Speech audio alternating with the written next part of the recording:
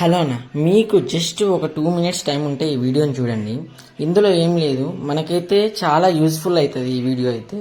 మనమైతే ఎవరైనా ఫార్మర్స్ ఉంటారో, అంటే ఫార్మింగ్ అంటే టెర్రస్ గార్డెనింగ్ ఏదో చేస్తారు చూడండి ఇంట్లో కూర్చొని, అలాంటి వాళ్ళకైతే ఈ వీడియో చాలా ఉపయోగపడుతుంది. చూడండి, నేనైతే టమాటోని అయితే తీసుకొని దాన్ని అయితే వాటర్లో వేసానండి. వేసాక దాని సీడ్ కోట్ పోవాలని దాన్ని అయితే చాలాసేపు రబ్ చేయాలి. ఈ సీడ్ కోట్ పోవడం వల్ల మనకి లాభం ఏంటంటే, మనకైతే సీడ్ అనేది ప్లాంట్గా ఈజీగా జనరేట్ అవుతుంది ఈ సీడ్ కోట్ పోవడం వల్ల. లేకుంటే ఇదనేది మనం సీడ్ కోట్ ఇట్లా పోగొట్టకుండా నార్మల్గా ఎండబెట్టి చేసామనుకో, మనకైతే 15 days అయితే టైం పడుతుంది సీడ్ అనేది జనరేట్ కానిక. కానీ మనం ఇలా చేయడం ద్వారా జస్ట్ సీడ్ అనేది 4 daysలో అయితే జనరేట్ అవుతుంది. దీని ద్వారా మనకైతే క్రాప్ చేతిలోకి దబ్బున వస్తుంది. అయితే చూడండి, నేను 2 చేతులతో అయితే రబ్ చేస్తున్నాను. 2 చేతులతో రబ్ చేయడం వల్ల దాని సీడ్ కోట్ అయితే మొత్తం ఆల్మోస్ట్ వెళ్తుంది. వెళ్ళకపోయేసరికి నేనైతే వాటర్ జల్లి తీసుకొని దాంతో అయితే జల్లి చేతి పెట్టి దాని అయితే మొత్తం రబ్ చేశాను. ఈ వీడియో అయితే నేను ఒక్కనే తీశాను. సో నాకు తీయనిక లేక నేను రబ్ చేసిన వీడియో మీకు చెప్పట్లేకపోయాను.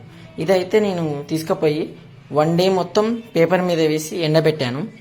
ఆ తర్వాత రోజు దీనైతే నేను ప్లాంటింగ్ అయితే చేసుకున్నాను. నేనైతే ఆ వీడియోని నెక్స్ట్ వ్లాగ్లో అయితే పెడతాను. మీరైతే ఈ వీడియోని సపోర్ట్ చేసి చూడండి.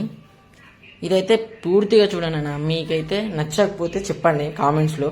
కానీ నేను సాయశక్తుల్లో ప్రయత్నించి ఈ వీడియోని అయితే కష్టపడి తీశాను. ఈ విధంగా అయితే మనమైతే సీడ్స్ అనేవి ఒకదాని మీద ఒకటి ఉండకుండా సపరేట్ చేయాలి. ఎందుకంటే అదంతా మొత్తం ఎండిపోవాలి. ఎండిపోతేనే ఈజీగా జర్మినేట్ అవుతాయి. లేకుంటే అది వెట్టుకుంటే జర్మినేట్ కానిక అవకాశాలు ఉండవు. సో ఈ విధంగా అయితే నేనైతే దాన్ని అయితే పక్కన జరుపుకున్నానండి. జరుపుకొని 1 day మొత్తం పెట్టుకొని ఆ తర్వాత ప్లాంటింగ్ అయితే చేశాను.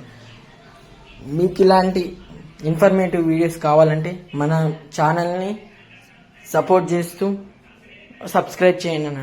ఈ వీడియోని అయితే పూర్తిగా చూడండి. మీకు ఈ వీడియో నచ్చినట్టయితే నా లైక్ కొట్టండి, లేకుంటే వద్దు. Thank you for watching this video.